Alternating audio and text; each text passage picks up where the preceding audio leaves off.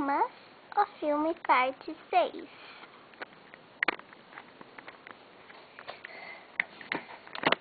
Casa bagunçada essa, hein? E feia.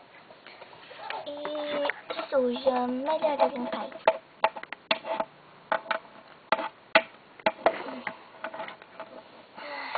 Ai. Filha, cheguei. Mãe, é você? Sim, filha, sou eu. Parece que nunca me viu na vida. Ai, mãe, até parece que eu nunca te vi na vida. Nossa, tudo bem, filha? Filha, tá me esmagando. Tá, mãe. Ai, filha, me solta, tá doendo. Olha, até aqui, essa parte está brilhando do chão. Eu dei uma limpezinha rápida. E rápida, hein? Mãe, o almoço tá pronto. Ai, tô gripada, filha. É macarrão. Tá bem.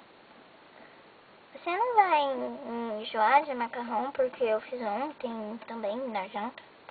Não, mãe. Tô louca pra comer macarrão. Tudo bem. Que menina estranha.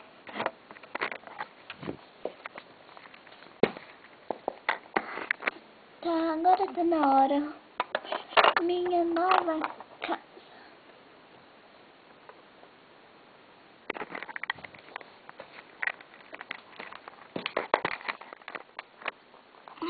Cheguei. Uau! Que closet grande!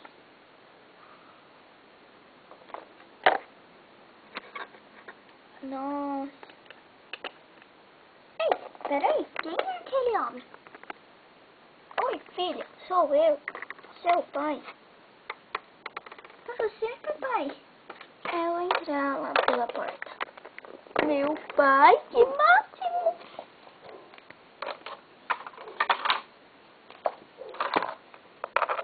Oi, filha. Que saudade, pai. Eu sei. A palavra pai é uma palavra tão bonita, né, pai? Filha. Até parece que faz anos que eu viajei. Só foi alguns dias e mais ou menos uns 3 ou 2 dias. Eu sei, isso aqui eu tô com muita saudade. Tá, filha, me solta. Tá me esmagando. Desculpa, pai.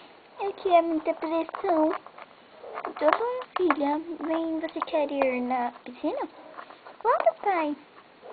Tá, eu trouxe pessoas novas pra você conhecer. Sério? Vamos pra piscina.